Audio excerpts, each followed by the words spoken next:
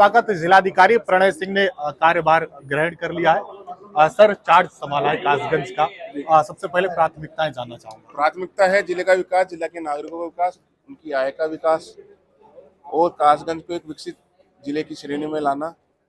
जो यहाँ पर जिस तरह से स्वास्थ्य सुविधाएं अच्छी है उनको और विकसित करते हुए, शिक्षा का विकास करते हुए, जैसे पता लगा कि अलग अलग क्षेत्रों से स्वास्थ्य सेवाओं का लाभ लेने के लिए लोग आते हैं, उस तरीके से।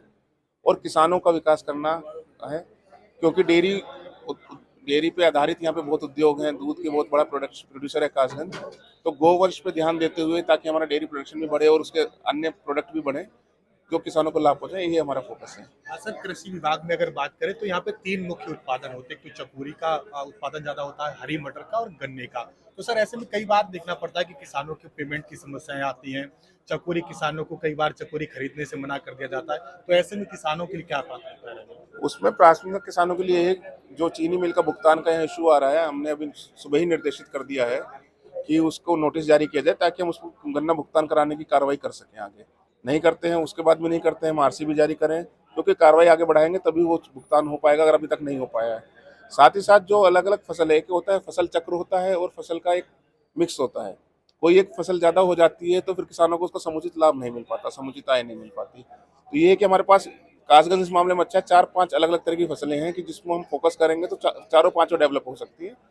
तो एक प्रचार प्रसार के माध्यम से और जो इनको सब्सिडी वगैरह मिलेगी, तो अलग अलग फसलों को प्रमोट करेंगे तो हो सकता है मक्का हमारी इथेनॉल के लिए काम आए, गन्ना हमारी चीनी मिल के लिए काम आ रहा है, चिकोरी हमारा एक्सपोर्ट हो रहा है, मटर हमारी एक्सपोर्ट हो रही है। तो एक फसल मिक्स अगर अच्छा बन जाएगा जिले के हिसाब से तो बहुत अच्छा हो सकता है।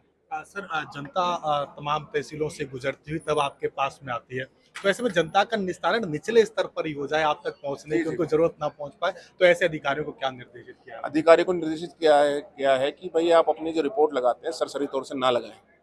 आपको पास जो नीचे अगर आ रहा है तो एक बार पढ़ लीजिए। चलिए, आप अगर उसको पढ़ रहे हैं और आप अपने उस पर हस्ताक्षर कर रहे हैं और आप उसको देख रहे हैं, तो इसका माना जाएगा कि वो रिपोर्ट आपकी है। कल बहुत ही क्लियर अधिकारियों को ये बता दिया गया है, कोई सरसरी तौर से रिपोर्ट ना लगाए।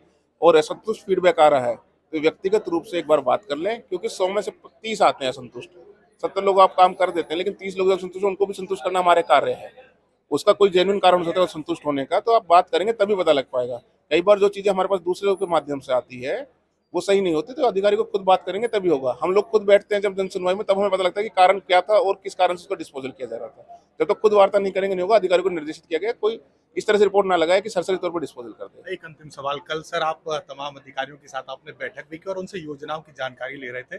कुछ अधिकारियों को उनकी योजनाओं के बारे में जानकारी नहीं थी और आपने एक साफ निर्देश ये भी दिया था कि जो अधिकारी हैं वो बिना इजाजत के जिला नहीं छोड़ेंगे। तो ऐसे में अधिकारियों को अपनी योजनाओं के बारे में गहनता से जानकारी हो, ऐसे में अधिकारियों को क्या निर्देश दिया? भाई, अधिकारियों को मूलभूत कर्तव्य अपने विभाग की अगर स्कीमें चला रहे हैं, उसके बहुत ही कुछ बेसिक डेटा होते हैं, बेनिफिशरीज, टारगेट, लक्ष्य, समय सीमा। यदि आपको वो नहीं पता है तो कृपया करके पूरी तैयारी से आए। यहाँ समय सबका मूल्यवान है, हम लोगों को जनता को समय देना होता है, उसमें समय निकाल के हम अधिकारियों की बैठक रखते हैं। और उसमें वो अगर ऐसे जवाब देते हैं जिसमें वो तैयारी से नहीं आए, उनको निर्देशित किया गया मुख्यालय ना छोड़ने के लिए। इसलिए किया गया क्योंकि अभी मैं जिले में नया ज्वाइन किया, तो अगले 10-15 दिन हम सारे विभागों की समीक्षा करेंगे और उसमें ये देखेंगे क्या कहाँ है, क्योंकि जो कार्य योजना बनेगी अब अगस्त सितंबर अक्टूबर हमको देखना है, तो हमें इस तरह से देखना पड़ेगा कि किस विभाग की क्या समीक्षा है। तो कई बार अगर विभागाध्यक्ष नहीं होता या जिला स्तरीय अधिकारी नहीं होते, समीक्षा सही से नहीं हो पाती। इसलिए उनको कहा गया है कि आप जाने से पहले एक बार इस तरह से देखें कि भाई आपकी समीक्षा लगी है, हम एक दिन पहले आपको बता देंगे, तो उस तरह से प्लान करें।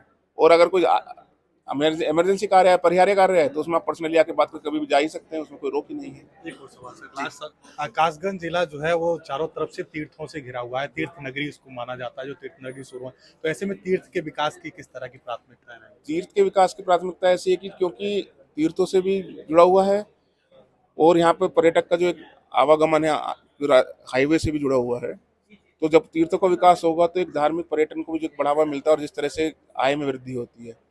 तो कुछ यहाँ पर जैसे वराह जी का एक मंदिर है, उसमें पूरा एक और अच्छी फैसिलिटीज करने का प्लान है।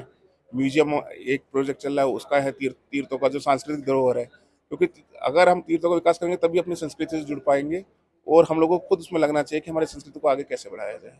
बिल्कुल, ये थे मेरे साथ कासगंज के जिलाधिकारी प्रणय सिंह, जिन्होंने साफ तौर पर बताया कि जनता को अब शिकायतों का, जो उनकी शिकायतें होती है उनका निस्तारण अधिकारी समय से करेंगे। इसके साथ ही उन्होंने कहा कि किसानों की आय बढ़ाने के लिए तमाम प्रयास यहाँ पर किए जाएंगे, जनता को किसी तरह की कोई दिक्कत नहीं होगी। कैमरा पर्सन रोहित विश्वासी के साथ मैं आयुष भारद्वाज, देखते रहिए हमारा आकाशगंज।